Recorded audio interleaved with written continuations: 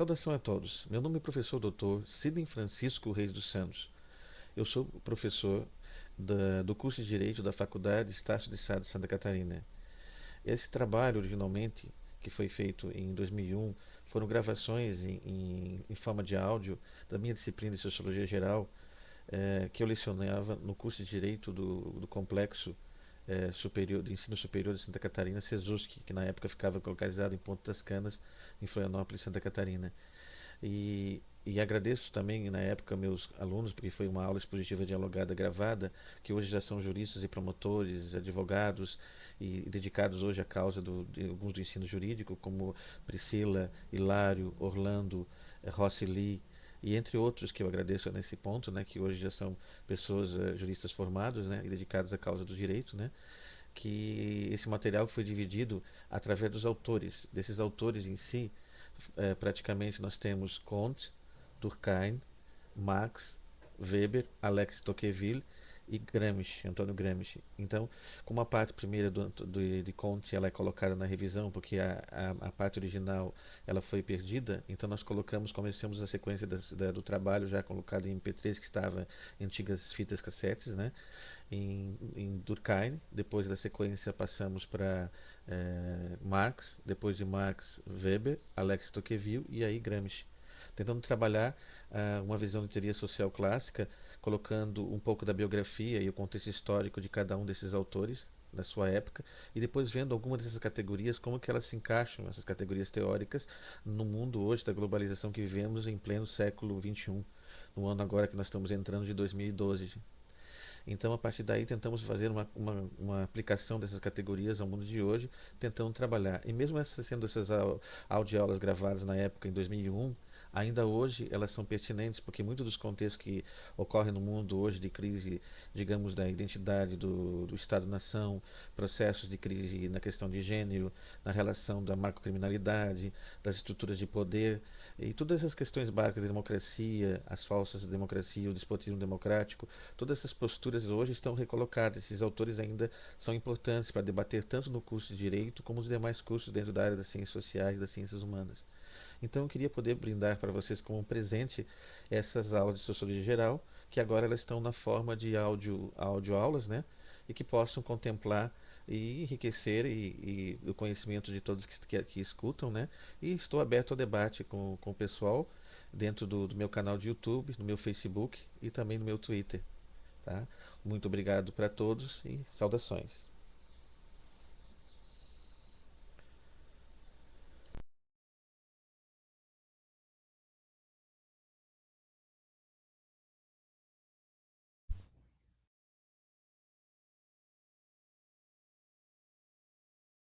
Dr. Marx, nós vamos trabalhar uma sociedade do ponto de vista dialético, para ela poder retornar ao mesmo ponto.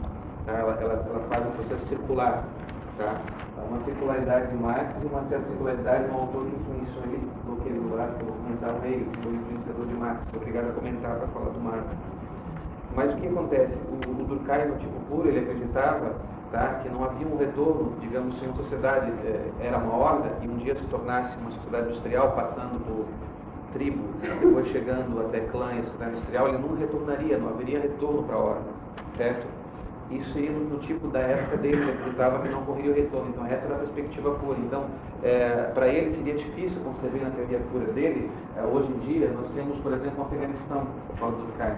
Como é que um Afeganistão que se organiza em clã ele pode existir se já temos sociedade industrial? Na maior parte do mundo, os países já entraram na sociedade industrial. Como é que nós podemos ter um clã funcionando ainda lá, digamos, no Afeganistão? Ou como é que existem máfias hoje no mundo que ainda trabalham, tanto máfias italianas, japonesas e outras máfias gerais, trabalham dentro do sistema de clãs? Como é que pode ocorrer isso? Ele poderia se perguntar. Então a teoria dele, sem fazer uso adaptado, olha bem grave, sem fazer uso adaptado, não teria como dar resposta à pergunta que a colega estava perguntando, tu perguntaste, né? Entende? Então não havia como haver esse processo do retorno. Ele acreditava que a coisa era uma linha, uma vez que você seguisse em reto, você ia sempre em frente e não poderia retornar. Só que a história da sociedade, como se constituiu, ela provou que as pessoas retornam ao ponto de origem, que Na verdade, hoje nós estamos em maior parte dos países no capitalismo, numa sociedade industrial, mas nós retornamos em alguns setores, ainda temos hordas, ainda temos tribo, ainda temos clã, ainda temos todos os problemas da solidariedade mecânica, né? Que é a identidade cultural fechada. Então, a única forma de você usar a teoria do Durkheim é você partir da premissa que o processo pode voltar, mas daí você se afasta do Durkheim puro e entra na aplicação no mundo globalizado, que é o Durkheim adaptado, que foi a tua pergunta. À medida que você acha a possibilidade que a coisa pode existir, onde a horda pode existir, por exemplo, numa sociedade com tribo, com clã e com sociedade industrial. Então é por isso que hoje você encontra algumas tribos ainda que não têm contato com os seres humanos, que são canibais, que ainda vivem em sistema de ordem. Sim, essas tribos estão mais para ordem do que para tribos mesmo. Nós chamamos elas de tribos no senso antropológico, mas na verdade elas estão muito mais para hordas, no sentido durkheimiano, do que para propriamente tribos, no sentido durkheimiano. Ok? Ficou alguma dúvida nessa diferença? Esse é um ponto fundamental, essa diferenciação. Então, quando você vai tentar usar exemplos do Durkheim no mundo de hoje, qualquer exemplo que nós podemos falar, você tem que sempre falar das possibilidades de coexistência. A mesma coisa, o suicídio anômico, no ponto de vista puro do Durkheim, só pode ocorrer, o anômico egoísta, lembra da aula anterior, só pode ocorrer para ele, em termos puros, na sociedade industrial. Só que nós vimos que hoje, que existe hordas e tribos e clãs no mundo industrial nosso, você também pode ocorrer, em termos adaptados, também de suicídio em sociedades que ainda estão misturadas como a nossa. Estão entendendo? Então, o anômico e o egoísta, em termos de tipo puro para o Durkheim, só ocorre na sociedade industrial. E o altruísta só vai ocorrer nas sociedades mecânicas, nas sociedades ainda que estão em horda, tribo ou clã.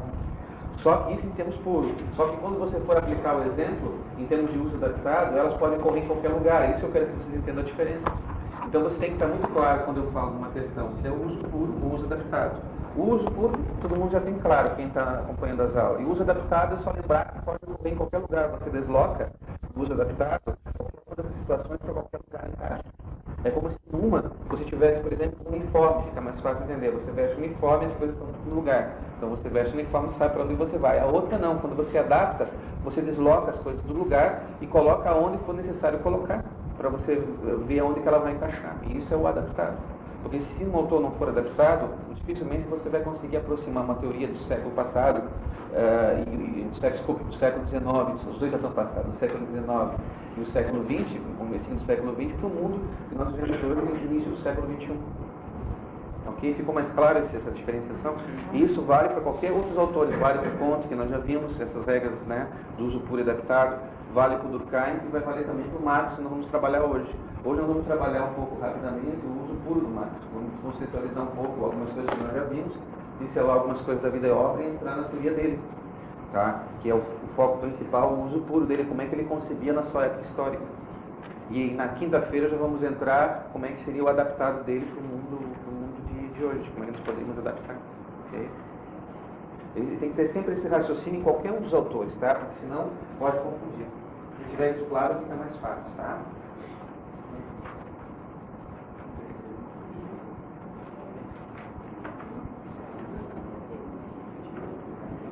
Vai passar uma lista de presença para nós agilizar da minha direita aqui, o professor, com a Sueli aqui, para lá, para trás, ok? Posso continuar então? Entendi.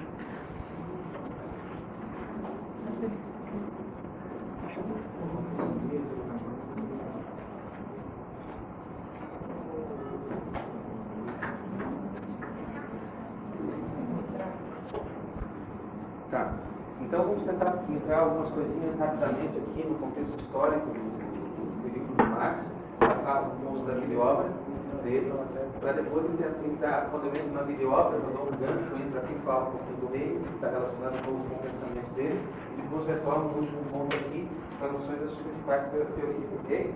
Então vamos começar no contexto histórico. Duas coisas básicas que marcaram ele também, que vocês já viram, principalmente eu já escutei anteriormente, mas é importante gravar, que são dois focos básicos que vão influenciar ele. Um é a Revolução Francesa, que é um momento histórico que ele é posterior anterior a ele, mas que vai influenciar muito a teoria dele, é o estudo da Revolução Francesa e as consequências dessa Revolução Francesa, de 1789.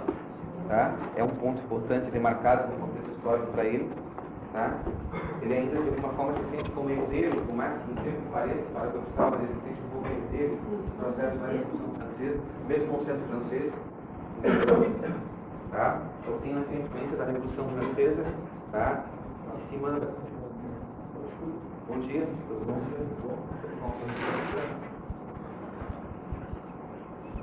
Ele se sente herdeiro, então, professor, mesmo sendo, digamos, de origem germânica, ele se sente herdeiro um pouco culturalmente, em termos culturais, desse processo da Revolução Francesa, sim, da Revolução Francesa de 1789. E outro foco, que na verdade ele vai entrar diretamente, porque ele vai conviver boa parte da vida dele madura na Inglaterra, é a outra revolução, as consequências da Revolução Industrial Inglesa. Tá?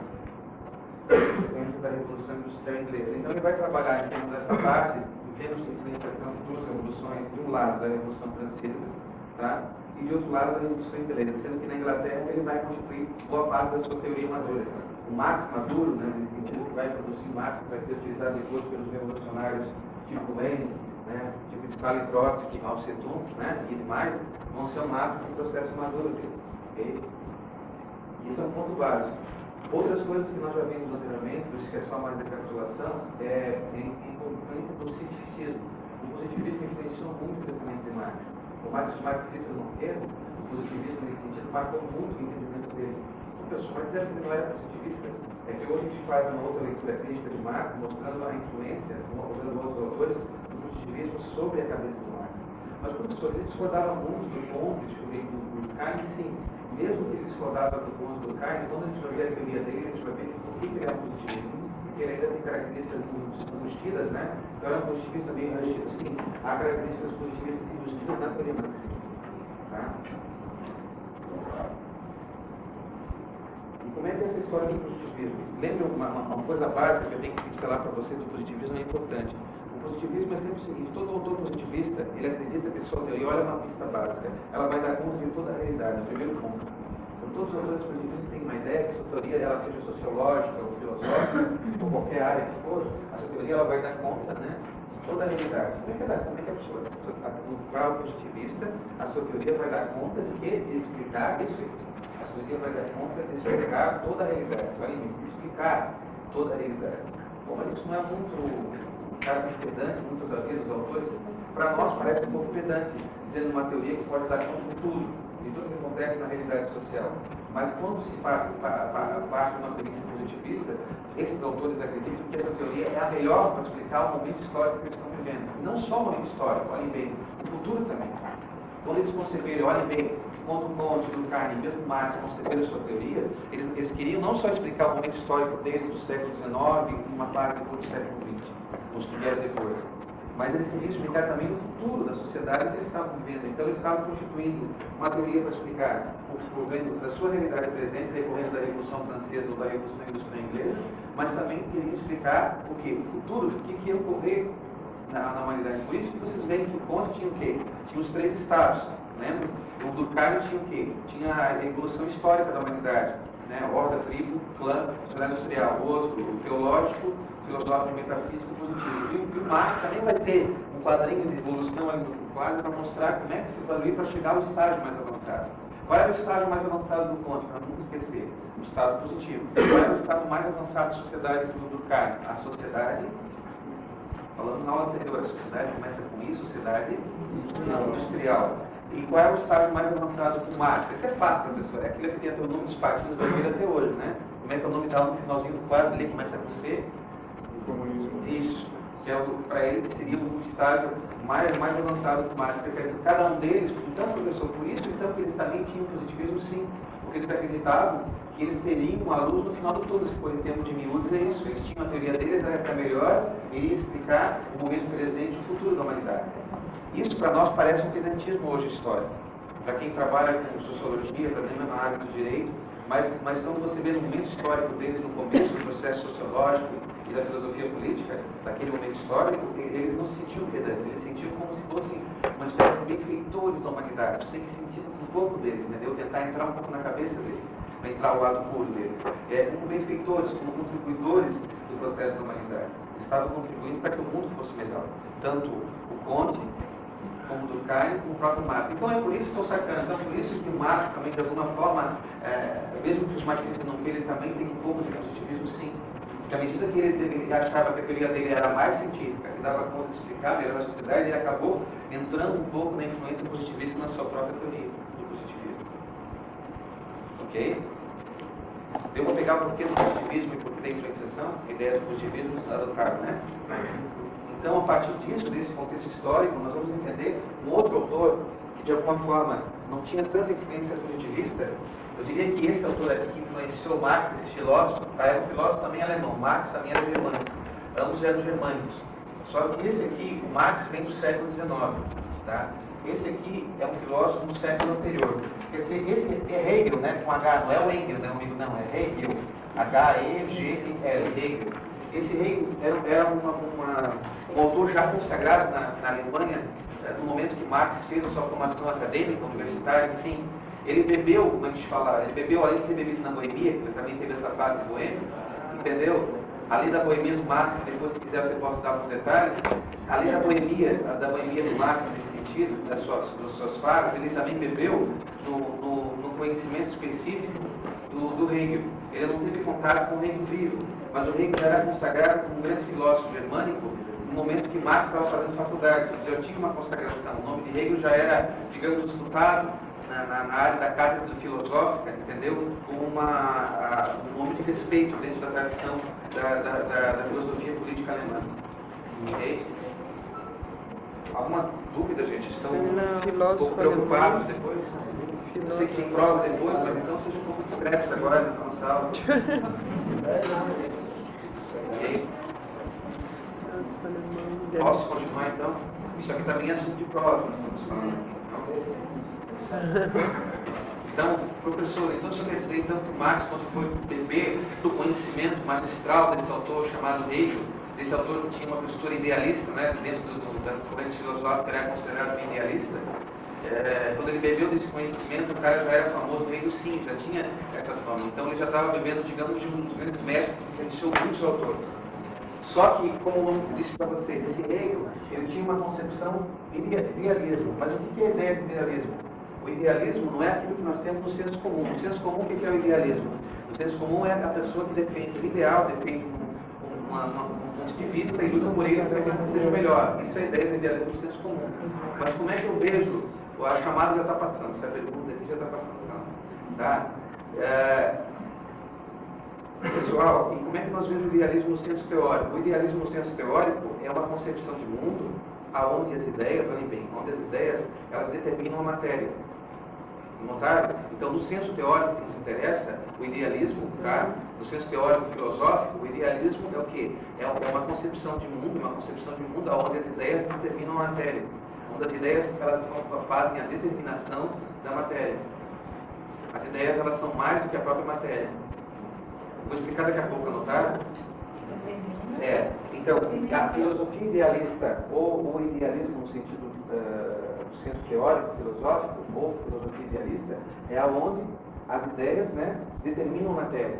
Onde as ideias, elas determinam a matéria e dão sua direção. Elas determinam a matéria e dão sua direção. Tá?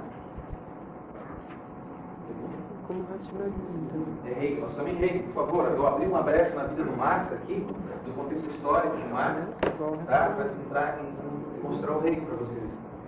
Eu sou obrigado a revelar o Hegel para poder entrar no Marx. Tá? Vocês entenderam? Então, a filosofia idealista, ou idealismo no senso teórico filosófico, que é a mesma coisa para nós, a ideia, ela determina a matéria. Olhem bem, a ideia determina a matéria e dá o quê? Ela determina a matéria e dá a sua direção, ok? Ela determina a matéria e dá a sua direção. Determina a matéria e dá a sua direção. Isso é a filosofia idealista ou a ideia do idealismo no senso teórico, filosófico, ok? Então, para todos esses autores, a ideia mais importante que a matéria é simples. É como, digamos assim, você imagina que a ideia tem que dar própria. Então, qualquer coisa que antes de ser concretizada tem que estar aqui. Mas até aí tudo bem, você entende que a ideia, ela vem antes para você precisa de um projeto, você não entra direto para fazer um carro, uma casa. Você primeiro faz aqui, de Depois você faz um projeto aqui no papel e depois, mais tarde, um engenheiro específico, especializado, vai fazer a construção daquilo. Até aí tudo bem. Só que eles extrapolam um pouco essa ideia de apenas ter uma influência digamos, de prioridade. Primeiro a ideia, depois o papel, depois a materialização. Para eles, a ideia ela tem vida própria, ela não precisa da matéria para sobreviver. Ela é como se ela fosse independente. Se ela determina a matéria, na verdade, quando a matéria se esgota, essa ideia ela continua sendo viva, independente da matéria, ela não precisa. É como se nós não precisássemos, do nosso veículo físico para poder, digamos, termos ideias. As nossas ideias seriam independentes do nosso cérebro. Os médicos hoje relacionam o nosso cérebro a produtos de ideias. Dizem que nossas ideias estão relacionadas com determinadas áreas do nosso córtex cerebral. Na ideia da filosofia idealista, independe do córtex cerebral para você ter ideias. As ideias vão continuar existindo, independente ou não se seu cérebro estiver funcionando ou não. Então, uma pessoa, por exemplo, em coma, uma pessoa em estado vegetativo, ela continua tendo ideias, as ideias continuam sendo vivas, mesmo ela não estando funcionalmente ativa naquilo que nós percebemos aqui. Como uma pessoa que tenha tido, por exemplo, um derrame, alguma deficiência neuromotora, as ideias elas continuam vivas para esse idealista, independente ou não da relação cerebral dos neurônios. Okay? Então, para essa base específica aqui, o Hegel trabalhava dentro dessa ideia idealista aqui. E ele vai criar uma perspectiva de dialética em relação a esse processo, que o Marx, na verdade, vai copiar e vai fazer o que nós chamamos da inversão dialética depois. O que ele vai trabalhar? O Hegel trabalhava dentro dessas três ideias do seu idealismo dialético. Qual era? Tese, isso aqui, professor. Tese, qual é a segunda? Sim, não, isso aqui. Antítese. Hoje não deixa de ser uma antitese, mas é antítese, né? É uma antitese, deixa de ser uma antitese, antítese e síntese.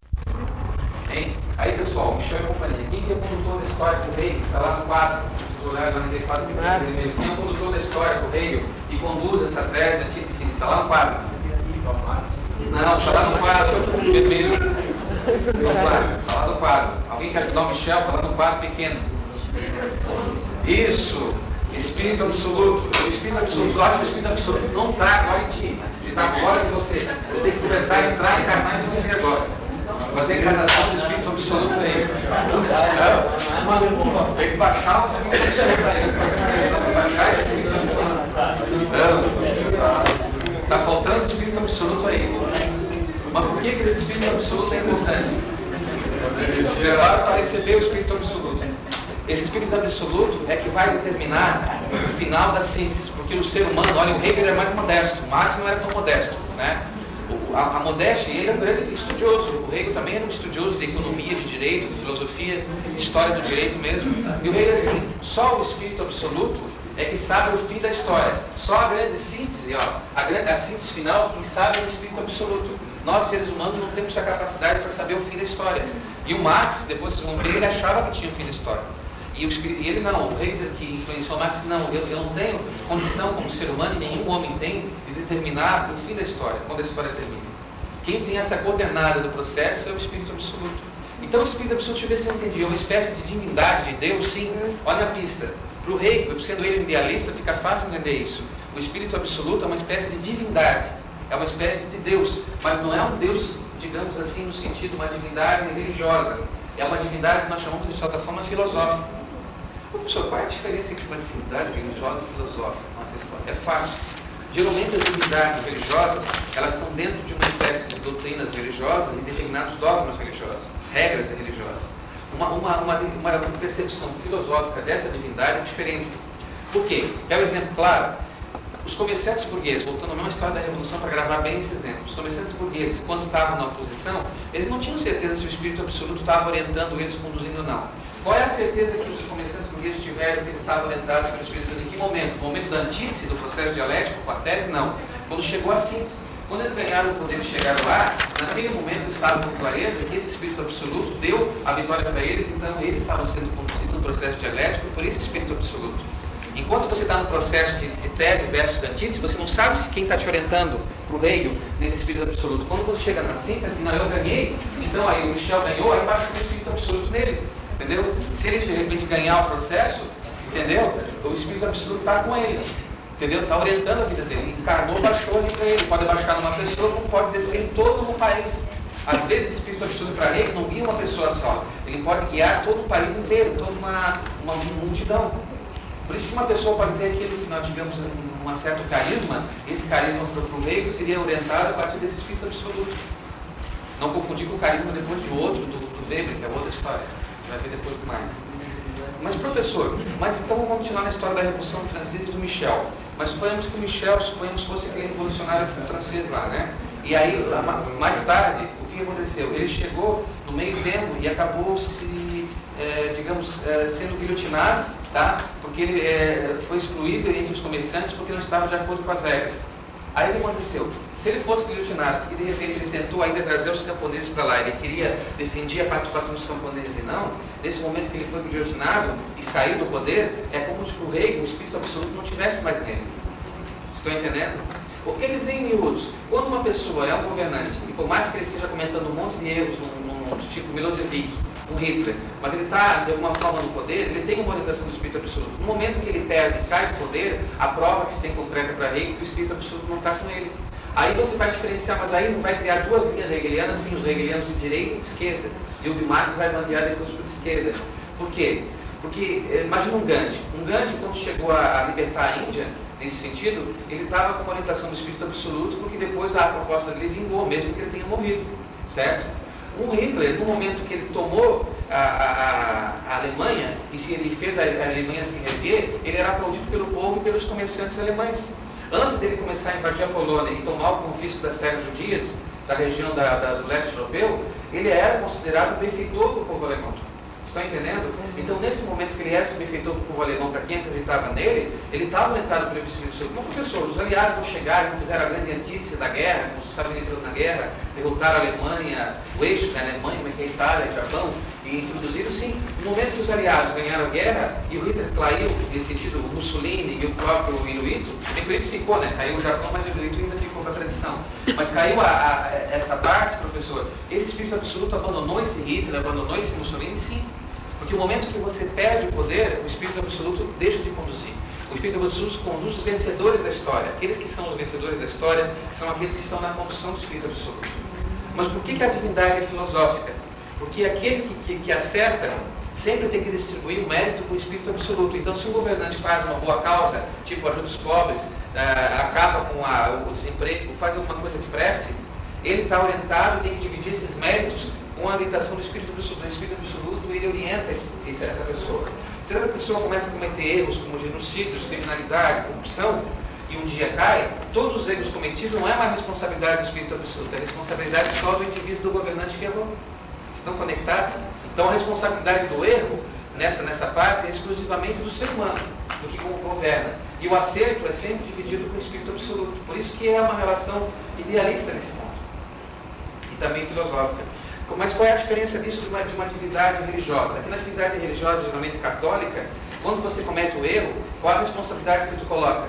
Você coloca a responsabilidade para aquele que é o Lúcifer, que é o opositor de Deus, aquele que foi o anjo caído, que de alguma forma vai soprar no ouvido para você fazer alguma coisa errada. Ah, foi ele que soprou, ou né, fala assim, quando é na infância, pegou no colégio, uma lista fala assim, né? Foi o Lúcifer que soprou no meu ouvido, por isso que eu fiz essa traquinagem, entendeu? Quer dizer, você coloca muito essa parte no ouvido, como se fosse uma outra entidade que fosse responsável.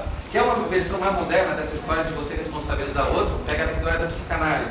A psicanálise hoje, a pessoa que fica 20 anos de psicanálise, não foi questão do meu id. Foi meu id responsável. Eu não sou responsável, meu consciente não, eu fiz tudo isso porque foi meu id. Foi meu inconsciente.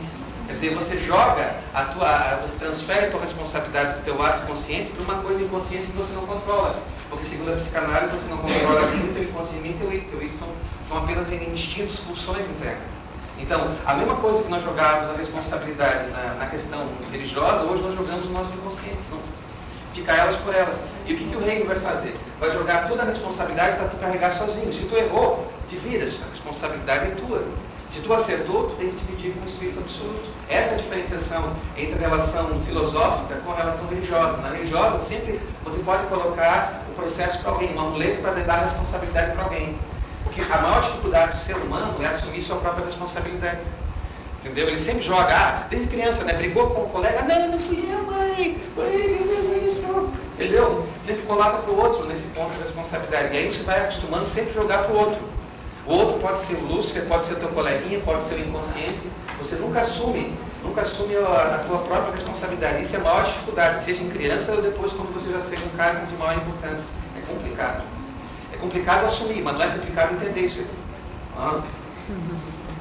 Tá? Sacaram então a relação? Então saquei, professor, então por isso que ele tem ideia. Isso é claro, porque para ele as ideias elas vão influenciar. Então qual é a maior ideia de todas? A ideia viva, é a divindade do Espírito Absoluto. Todas as ideias são comandadas por quem? No mundo das ideias. Por esse Espírito Absoluto. Ele tem o comando geral. Por isso que as ideias não precisam da matéria. Está entendendo? Para sobreviver. Porque o Espírito Absoluto é que vai dar vida a essas ideias. Sem elas não temos ideias. Não. As ideias não precisam da matéria para o idealista. As ideias elas são independentes da matéria. Por isso que é o idealismo. Elas sobrevivem através do Espírito Absoluto. O Espírito Absoluto é o grande nutridor, o que nutre, o que orienta as ideias. E que dá a possibilidade da história evoluir. A história só vai evoluir por causa do Espírito Absoluto. Isso não é para vocês concordarem, para vocês entenderem o que é isso. Porque se entenderem essa história do Hegel, aí fica fácil depois vocês entenderem um pouquinho do que eu vou falar do Marx. Eu vou ter que botar esse quadro na quinta, do Marx. Deu para entender mais ou menos essa ideia? Não. As ideias determinam a matéria. Isso é o idealismo. As ideias determinam a matéria. Não. O contrário é quando você vai chegar no materialismo. Aí é o Marx. Aí é o oposto. Aí você está certo. Mas para o Hegel não. O Hegel, sendo idealista, as ideias elas são superiores à matéria. Elas têm uma força, uma presença muito maior. Sacaram a tese, então, o circuito da tese, antítese e síntese? Pessoal, então o condutor é Espírito Absoluto. Agora, vocês vão ter condição de entender depois um pouquinho do Marx. Qual é a grande relação do processo da vida e obra do Marx? Para nós podermos entender as noções. É que o que vale destacar do Marx, da vida dele, algumas coisas. Além da boemia, né, quando ele estava na Universidade de Berlim, saindo até rapidinho para descontrair, ele foi um grande boêmio, era um dos maiores vendedores de cerveja que tinha, né, não tinha concurso de chope aberto, mas ele gostava muito de beber. Mas tirando essa parte da boemia, a fase boa que ele teve na Universidade de Berlim, e nesse ponto, tem uma coisa fundamental. Ele era de tradição judaica, tá? Notem aí, a formação dele de berço era judaica, tá? Tá? Essa formação judaica, ela vai, na verdade, introjetar dentro do próprio Marx de uma forma que ele nunca, de alguma forma, os estudiosos deles críticos, chegou a se libertar. Só que a família dele era de classe média alta, a antiga Prússia, hoje atual Alemanha. Tá? Ela era um prussiano germânico. Tá? Para poder conseguir se desenvolver economicamente, o pai dele teve que aderir ao chamado protestantismo, teve que se converter cristão novo, ou seja, teve que adotar uma das linhas de protestantismo, para poder ter uma aceitação no mercado de trabalho e poder manter a família dele, para dar um bom estudo para o filho e para o resto da família. Então a família dele, na verdade, por questões de ordem política, teve que se converter ao protestantismo. E como é que dá o nome dessa conversão para os judeus? Se chama cristão novo. Acabou se obrigando a virar o chamado cristão novo. Mas mesmo em segredo, eles continuaram, dentro da tradição judaica, dentro dos rituais judaicos, que são bem projetados. Então Marx teve uma formação fortíssima na sua personalidade judaica, tá? E com aproximações depois de fora com a ideia do protestantismo. Tá? Ou seja, o protestantismo tocou ele com uma fase, digamos assim, de fachada. Mas a raiz básica dele era uma raiz judaica, infância mesmo, aquela formação que você não consegue mais tirar. Você, por mais que você negue a tua origem nesse processo, você tem isso durante toda a tua vida. Até na sua teoria, essa influenciação vai chegar. Vamos ver daqui a pouquinho. Ok? Ele desposou uma mulher chamada Jane, tá? Que era de classe média prussiana. Ele tinha tudo para ter uma boa vida na Universidade Alemã e conseguir uma cátedra de economia ou de filosofia política na Universidade de Berlim. Ok? Só que ele teve uma coisa que complicou a vida dele, na vida e obra dele, chata. Estou contando os pontos principais que nos interessam. Que foi o fato dele criticar alguns comerciantes que estavam explorando os trabalhadores nas madeireiras.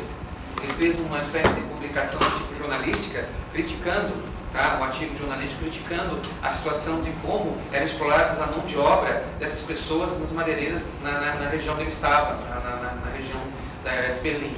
Aí o que aconteceu? Ele automaticamente sofreu a possibilidade, digamos, de perder o emprego que ele poderia ter na cátedra, ficou pessoa não quista, não só dos empresários que eram bem colocados no governo alemão, mas de todo o governo alemão, e começou o chamado exílio dele. Começou junto já com a esposa casada, poderia ter uma boa situação econômica e seguir como Durkheim seguiu em Sorbonne, como conta, depois, mesmo não tendo entrado na universidade, conseguir uma boa parte dos seus discípulos, uma boa parte econômica para viver bem até o resto da vida. Ele fez, digamos, em termos históricos, alguns dizem uma burrada, outros dizem uma acertada, né?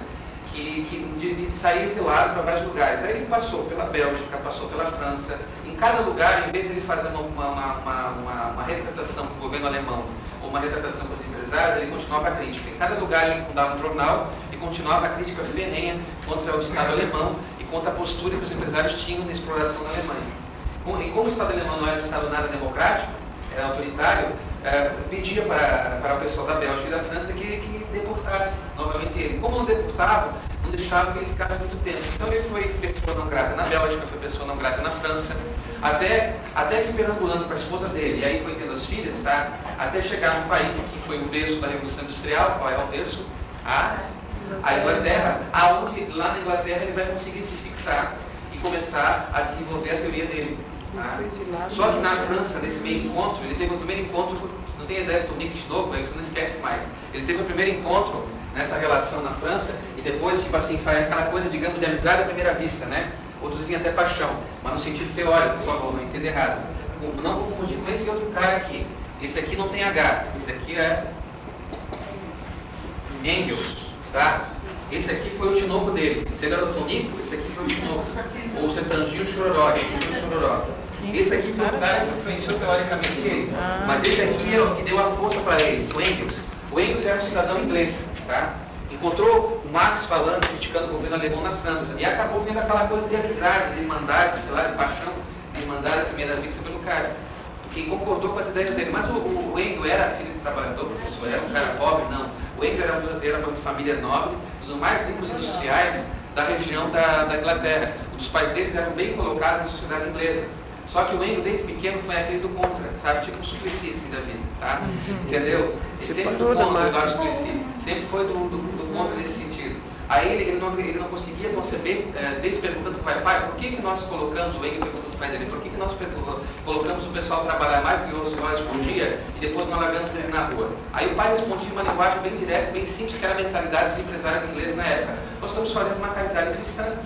Nós contribuímos para que essas pessoas ajudem a desenvolver o país e depois nós largamos ela na rua para que o Estado dê conta delas, fazendo a caridade pública. Nós fizemos a caridade privada e o Estado faz a caridade pública. Só que essas respostas que o pai dele e a família diziam não satisfaziam o Engels. Então, quando ele encontra com Marx, é aquela coisa assim, né? O Nick de novo, o Chororó, acaba tendo aquela relação muito, muito próxima nesse sentido. Em vez de formar uma dupla sertaneja, o que eles formaram? Formaram dois teóricos militantes que tentaram, de alguma maneira, colocar... Será que ele foi atrás do Sertangio Chororó também, da parceria? Peraí, o Marx se encontrou com o Engels ou com o Engels? Então não tem que é, pessoal, que se aprova.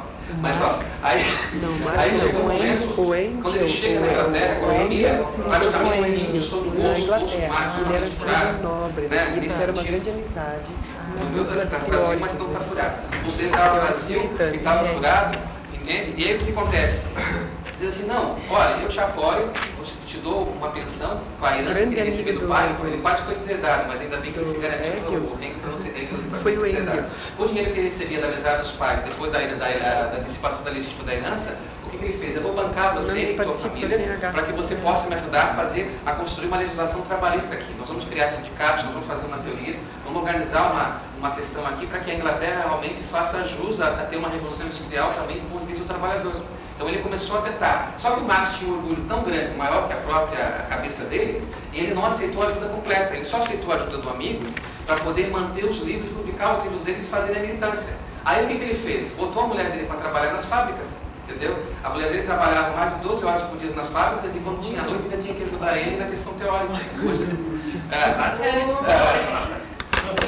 Hoje tem uma biografia feminista que mostra que além da mulher dele trabalhava nas fábricas, ela ainda ajudava, junto com Engels e eles, na discussão da teoria. Porque ela vivia na prática. Enquanto o Engels não estava na fábrica, ela sofria no corpo, no corpo físico, aquilo que o trabalhador passava. Aí refletia sobre esse sofrimento para discutir com o marido à noite.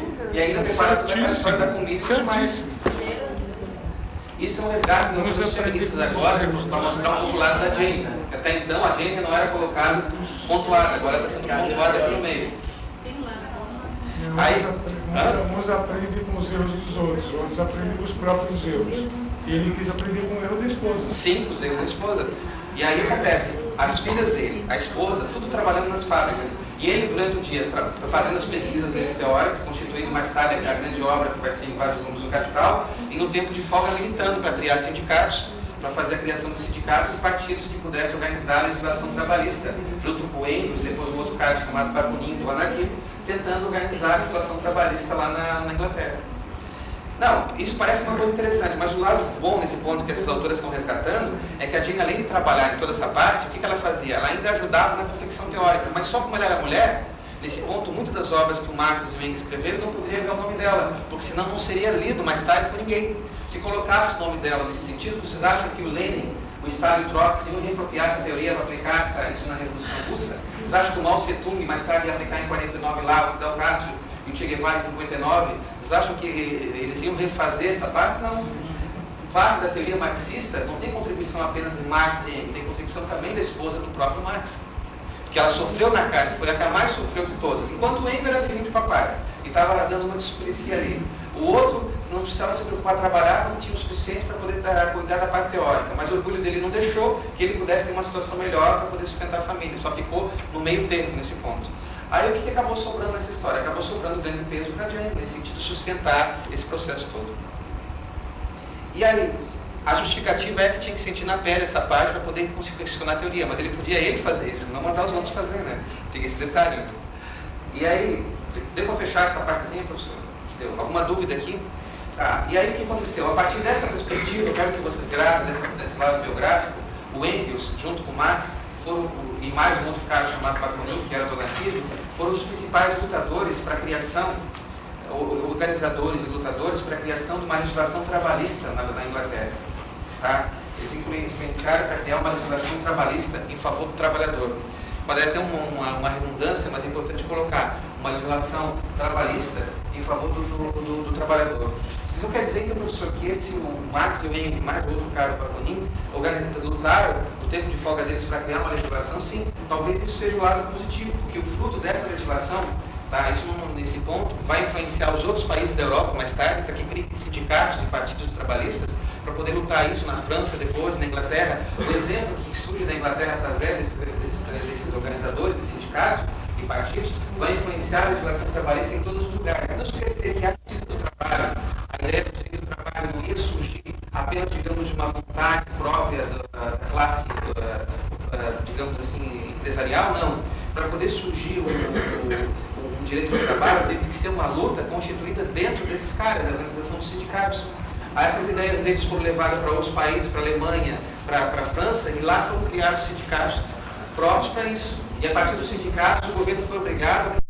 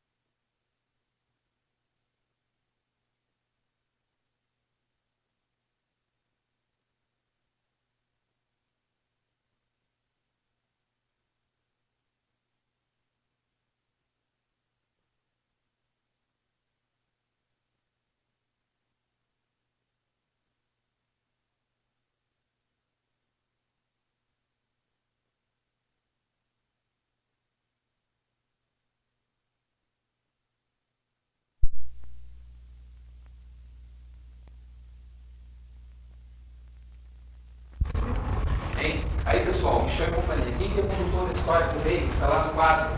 Se olhar, 94 quem é o condutor da história do Hegel e conduz essa tese antítese? Está lá no quadro. Não, está lá no quadro, vermelho. Está lá no quadro. Alguém quer ajudar o Michel? Está lá no quadro pequeno. Isso, Espírito Absoluto. O Espírito Absoluto, eu acho que o Espírito Absoluto não está agora em ti. Ele está agora em você. Eu tenho que começar a entrar e encarnar em você agora. Fazer a encarnação do Espírito Absoluto aí. Tem que baixar o Espírito Absoluto aí. Baixar esse Espírito Absoluto. Está faltando o Espírito Absoluto aí. Mas por que esse Espírito Absoluto é importante? Prepara para receber o Espírito Absoluto. Esse Espírito Absoluto é que vai determinar o final da síntese. Porque o ser humano, olha, o Hegel era mais modesto. Marx não era tão modesto, né?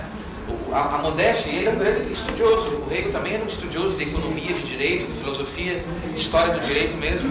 E o Hegel é assim, só o Espírito Absoluto é que sabe o fim da história. Só a grande síntese, a síntese final, quem sabe é o Espírito Absoluto. Nós, seres humanos, não temos essa capacidade para saber o fim da história. E o Marx, depois vocês vão ver, ele achava que tinha o fim da história. E ele não, o Hegel que influenciou Marx, não, eu não tenho condição como ser humano, nenhum homem tem, de determinar o fim da história, quando a história termina. Quem tem essa coordenada do processo é o Espírito Absoluto. Então o Espírito Absoluto, deixa eu ver se eu entendi, é uma espécie de divindade de Deus, sim, olha na pista. Para o Hegel, sendo ele um idealista, fica fácil entender isso. O Espírito Absoluto é uma espécie de divindade, é uma espécie de Deus, mas não é um Deus, digamos assim, no sentido de uma divindade religiosa. É uma divindade que nós chamamos de certa forma filosófica. Professor, qual é a diferença entre uma divindade religiosa e filosófica? É fácil. Geralmente as divindades religiosas, elas estão dentro de uma espécie de doutrinas religiosas e determinados dogmas religiosos, regras religiosas. Uma percepção filosófica dessa divindade é diferente. Por quê? Quer um exemplo claro?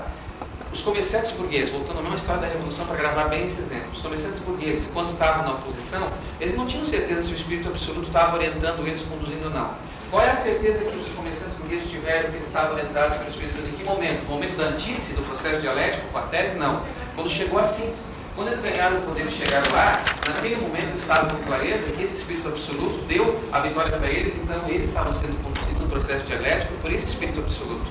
Enquanto você está no processo de tese versus antítese, você não sabe se quem está te orientando para o Hegel nesse Espírito Absoluto. Quando você chega na síntese, não, eu ganhei, então aí o Michel ganhou, aí baixa o Espírito Absoluto nele.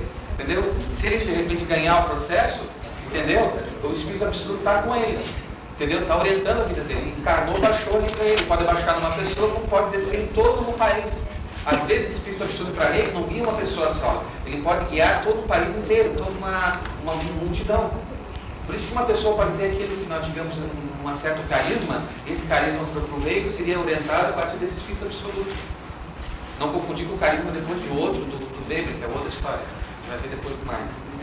Mas professor, então vamos continuar na história da Revolução Francesa e do Michel. Mas suponhamos que o Michel, fosse aquele revolucionário francês lá, né? E aí, mais tarde, o que aconteceu? Ele chegou no meio termo e acabou sendo guilhotinado, tá? Porque ele foi excluído entre os comerciantes porque não estava de acordo com as regras. Aí o que aconteceu? Se ele fosse guilhotinado e de repente ele tentou ainda trazer os camponeses para lá, ele queria defender a participação dos camponeses e não, nesse momento que ele foi guilhotinado e saiu do poder, é como se o rei, o Espírito Absoluto, não tivesse mais nele. Estão entendendo? O que eles em miúdos? Quando uma pessoa é um governante, e por mais que ele esteja cometendo um monte de erros, tipo Milosevic, um Hitler, mas ele está, de alguma forma, no poder, ele tem uma orientação do Espírito Absoluto. No momento que ele perde e cai do poder, a prova que se tem concreta para ele é que o Espírito Absoluto não está com ele.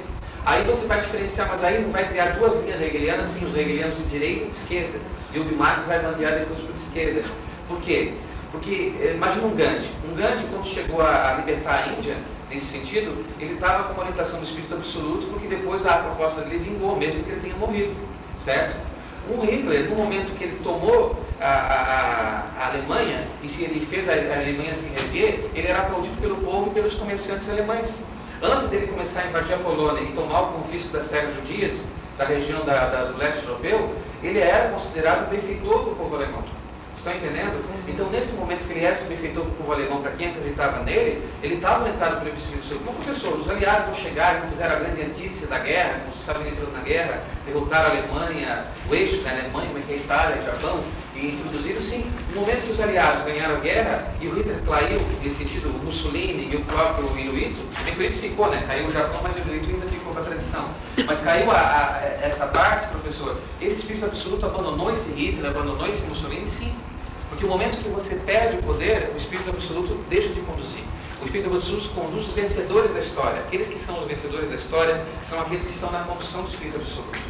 Mas por que a divindade é filosófica? Porque aquele que acerta sempre tem que distribuir o mérito com o espírito absoluto. Então, se um governante faz uma boa causa, tipo ajuda os pobres, acaba com o desemprego, faz alguma coisa que preste, ele está orientado e tem que dividir esses méritos com a orientação do espírito absoluto. O espírito absoluto, ele orienta essa pessoa.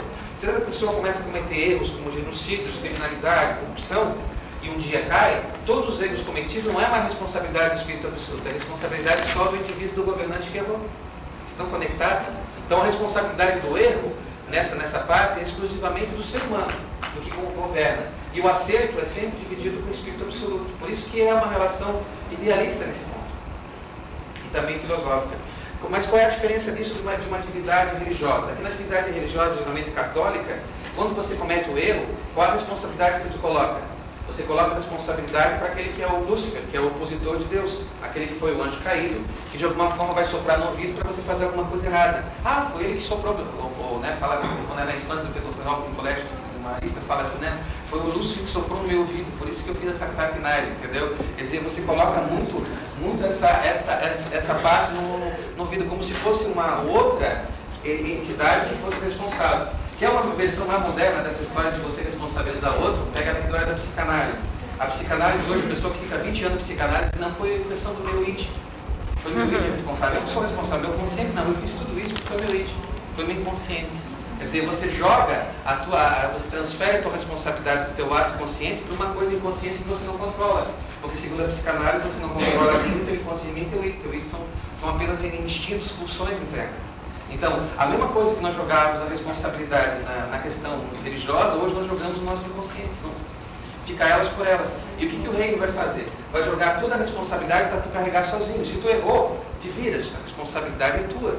Se tu acertou, tu tem que dividir com o espírito absoluto. Essa é a diferenciação entre a relação filosófica com a relação religiosa. Na religiosa, sempre você pode colocar o processo para alguém, um amuleto para dar a responsabilidade para alguém. Porque a maior dificuldade do ser humano é assumir sua própria responsabilidade. Entendeu? Ele sempre joga, desde criança, né? Brigou com o colega, não fui eu, mãe. Foi ele, entendeu? Sempre coloca para o outro nesse ponto de responsabilidade. E aí você vai acostumando sempre jogar para o outro. O outro pode ser o Lúcifer, pode ser o teu coleguinha, pode ser o inconsciente. Você nunca assume a tua própria responsabilidade. Isso é a maior dificuldade, seja em criança ou depois quando você já seja um cargo de maior importância. É complicado. É complicado assumir, mas não é complicado entender isso aqui. Tá? Sacaram então a relação? Então saquei, professor. Então por isso que ele tem ideia de idealista, claro, porque para ele as ideias elas vão influenciar. Então qual é a maior ideia de todas? A ideia viva, é a divindade do Espírito Absoluto. Todas as ideias são comandadas por quem? No mundo das ideias.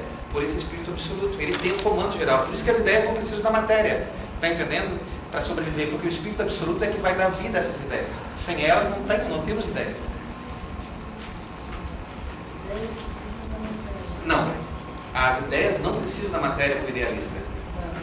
As ideias elas são independentes da matéria. Por isso que é o idealismo. Elas sobrevivem através do Espírito Absoluto. O Espírito Absoluto é o grande nutridor, o que nutre, que orienta as ideias. E que dá a possibilidade da história evoluir. A história só vai evoluir por causa do Espírito Absoluto. Isso não é para vocês concordarem, é para vocês entenderem o que é isso. Porque se entenderem essa história do Hegel, aí fica fácil depois vocês entenderem um pouquinho do que eu vou falar do Marx. Eu vou ter que botar esse quadro na quinta, do Marx. Deu para entender mais ou menos essa ideia? Não. As ideias determinam a matéria. Isso é o idealismo. As ideias determinam a matéria. Não. O contrário é quando você vai chegar no materialismo. Aí é o Marx. Aí é o oposto. Aí você dá certo. Mas para o Hegel não. Para o Hegel, sendo idealista, as ideias elas são superiores à matéria. Elas têm uma força, uma presença muito melhor. Sacaram a tese, então, o circuito da tese, antítese e síntese?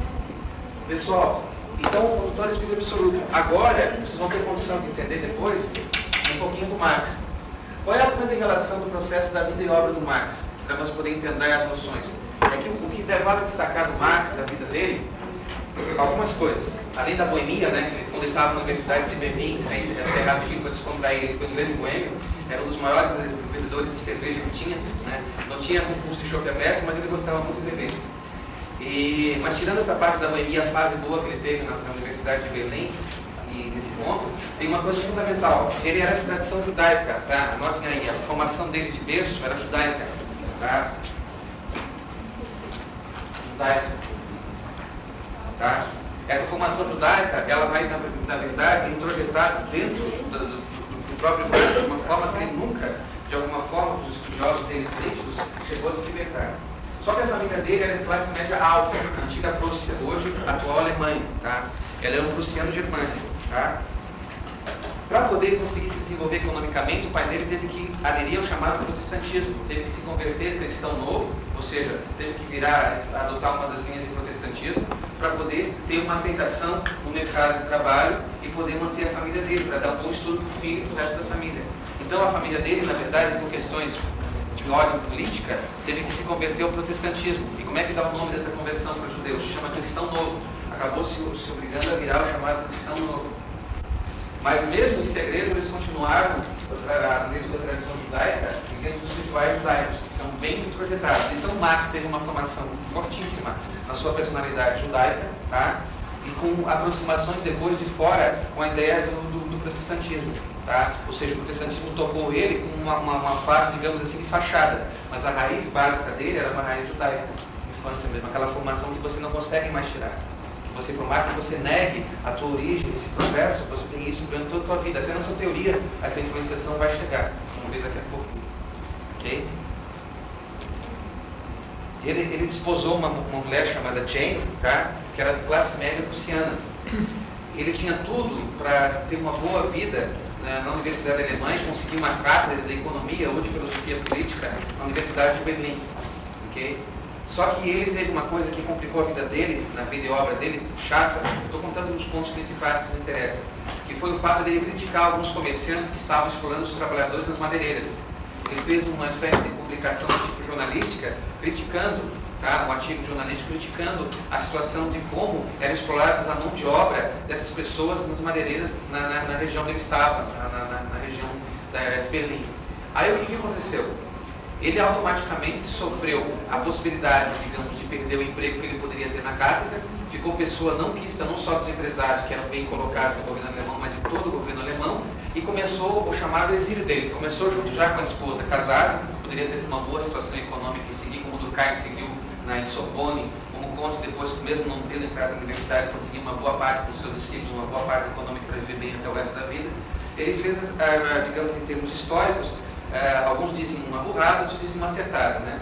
De sair exilado para vários lugares. Aí ele passou pela Bélgica, passou pela França. Em cada lugar, em vez de ele fazer uma retratação com o governo alemão ou uma retratação com os empresários, ele continuava a crítica. Em cada lugar ele fundava um jornal e continuava a crítica ferrenha contra o Estado alemão e contra a postura que os empresários tinham na exploração da Alemanha. E como o Estado alemão não era um Estado nada democrático, era autoritário, pedia para o pessoal da Bélgica e da França que deportasse novamente ele. Como não deportava, não deixava que ele ficasse muito tempo. Então ele foi pessoa não grata na Bélgica, foi pessoa não grata na França, até que perambulando com a esposa dele, e aí foi tendo as filhas, tá? Até chegar num país que foi o berço da Revolução Industrial. Qual é o berço? A Inglaterra, aonde lá na Inglaterra ele vai conseguir se fixar e começar a desenvolver a teoria dele. Só que na França, nesse meio encontro, ele teve o primeiro encontro, não tem ideia do Nick Snow, aí você não esquece mais. Ele teve o primeiro encontro nessa relação na França, e depois, tipo assim, faz aquela coisa, digamos, de amizade à primeira vista, né? Outros dizem até paixão, mas no sentido teórico, por favor, não entenda errado. Não confundir com esse outro cara aqui. Esse aqui não tem H, esse aqui é Engels, tá? Esse aqui foi o tinoco dele. Se ele era o tonico, esse aqui foi o tinoco. Ou o Sertanginho Chororó, esse aqui foi o cara que influenciou teoricamente ele. Mas esse aqui é o que deu a força para ele, o Engels. O Engels era um cidadão inglês, tá? Encontrou o Marx falando, criticando o governo alemão na França. E acabou vendo aquela coisa de amizade, de irmandade, sei lá, de paixão, de irmandade à primeira vista pelo cara. Quem concordou com as ideias dele. Mas o Engels era filho de trabalhador, professor, era um cara pobre? Não. O Engels era uma família nobre, dos mais ricos industriais da região da Inglaterra. Os pais deles eram bem colocados na sociedade inglesa. Só que o Engels, desde pequeno, foi aquele do contra, sabe? Tipo o Suplicy, assim, da vida, tá? Entendeu? Ele sempre do contra do Eduardo Suplicy. Sempre foi do contra nesse sentido. Aí ele não conseguia conceber, desde perguntando para o pai, por que nós colocamos, o Engels perguntou para o pai dele, por que nós colocamos o pessoal trabalhar mais de 11 horas por dia e depois nós largamos ele na rua? Aí o pai respondia uma linguagem bem direta, bem simples, que era a mentalidade dos empresários ingleses na época. Nós estamos fazendo uma caridade cristã. Nós contribuímos para que essas pessoas ajudem a desenvolver o país e depois nós largamos ela na rua para que o Estado dê conta delas, fazendo a caridade pública. Nós fizemos a caridade privada e o Estado faz a caridade pública. Só que essas respostas que o pai dele e a família diziam não satisfaziam o Engels. Então, quando ele encontra com Marx, é aquela coisa assim, né? O Nick de novo, o Chororó, acaba tendo aquela relação muito próxima nesse sentido. Em vez de formar uma dupla sertaneja, o que eles formaram? Formaram dois teóricos militantes que tentaram, de alguma maneira, colocar... Será que ele foi atrás do Sertão Gil, Soró também, da parceria? Peraí, o Marx se encontrou com o Engels ou com o Engels? Eu não tenho aqui a expressão, mas é a prova. Mas, ó, aí... Não, aí Marx chegou não, um momento, quando ele chega na Inglaterra, com a família, praticamente índios, todo mundo, na todos Inglaterra, ele era filho nobre, né? eles fizeram uma grande amizade. No meu está Brasil, mas estão para furar. Os deles estavam no Brasil e estavam furados, entende? E aí o que acontece?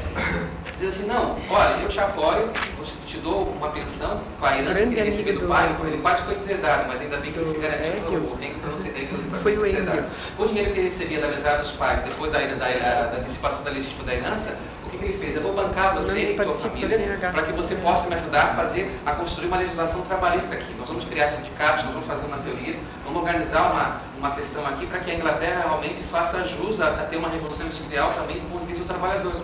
Então ele começou a tentar. Só que o Marx tinha um orgulho tão grande, maior que a própria cabeça dele, e ele não aceitou a ajuda completa. Ele só aceitou a ajuda do amigo para poder manter os livros, publicar os livros dele e fazer a militância. Aí o que ele fez? Botou a mulher dele para trabalhar nas fábricas, entendeu? A mulher dele trabalhava mais de 12 horas por dia nas fábricas e quando tinha noite ainda tinha que ajudar ele na questão teórica. Hoje tem uma biografia feminista que mostra que além da mulher dele ter trabalhado nas fábricas, ela ainda ajudava, junto com Engels e eles, na discussão da teoria. Porque ela vivia na prática. Enquanto o Engels não estava na fábrica, ela sofria no corpo, no corpo físico, aquilo que o trabalhador passava. Aí refletia sobre esse sofrimento para discutir com o marido à noite. E ainda preparava a história da comida e tudo mais. Isso é um resgate dos feministas agora, para mostrar um pouco o lado da Jane. Até então a Jane não era colocada pontuada, agora está sendo pontuada aqui no meio. Aí, uns aprendem com os erros dos outros aprendem com os próprios erros. E ele quis aprender com o erro da esposa. Sim, com os erros da esposa. E aí acontece, as filhas dele, a esposa, tudo trabalhando nas fábricas. E ele, durante o dia, fazendo as pesquisas deles teóricas, constituindo mais tarde a grande obra que vai ser em vários números do Capital, e no tempo de folga militando para criar sindicatos, para fazer a criação de sindicatos e partidos que pudessem organizar a legislação trabalhista, junto com o Engels, depois um outro cara chamado Bakunin, do anarquismo, tentando organizar a situação trabalhista lá na Inglaterra. Não, isso parece uma coisa interessante, mas o lado bom nesse ponto que essas autoras estão resgatando é que a Jane, além de trabalhar em toda essa parte, o que ela fazia? Ela ainda ajudava na confecção teórica, mas só como ela era mulher, nesse ponto, muitas das obras que o Marx e o Engels escreveram não poderia ver o nome dela, porque senão não seria lido mais tarde por ninguém. Se colocasse o nome dela nesse sentido, vocês acham que o Lenin, o Stalin e o Trotsky iam reapropriar essa teoria para aplicar isso na Revolução Russa? Vocês acham que o Mao Tse-tung mais tarde ia aplicar em 49 lá, o Fidel Castro e o Che Guevara em 59? Vocês acham que eles iam refazer essa parte? Não. Parte da teoria marxista não tem contribuição apenas de Marx e Engels, tem contribuição também da esposa do próprio Marx. Porque ela sofreu na carne, foi a que mais sofreu de todas. Enquanto o Engels era filho de papai e estava lá dando uma despericia ali. O outro não precisava se preocupar em trabalhar, não tinha o suficiente para poder cuidar da parte teórica. Mas o orgulho dele não deixou que ele pudesse ter uma situação melhor para poder sustentar a família. Só ficou no meio termo nesse ponto. Aí o que acabou sobrando nessa história? Acabou sobrando grande peso para a Jane, nesse sentido de sustentar esse processo todo. E aí, a justificativa é que tinha que sentir na pele essa parte para poder conseguir questionar a teoria, mas ele podia fazer isso, não mandar os outros fazer, né? Tem esse detalhe. Né? E aí, deu para fechar essa partezinha, professor? Deu? Alguma dúvida aqui? Tá. E aí o que aconteceu? A partir dessa perspectiva, eu quero que vocês gravem desse lado biográfico, o Engels, junto com o Marx, e mais um outro cara chamado Bakunin, que era do anarquismo, foram os principais lutadores para a criação, organizadores e lutadores para a criação de uma legislação trabalhista na Inglaterra. tá? Eles influenciaram para criar uma legislação trabalhista em favor do trabalhador. Pode até ter uma redundância, mas é importante colocar uma legislação trabalhista em favor do trabalhador. Isso não quer dizer, então, professor, que o Marx e o Engels, mais outro cara para Bakunin, lutaram o tempo de folga deles para criar uma legislação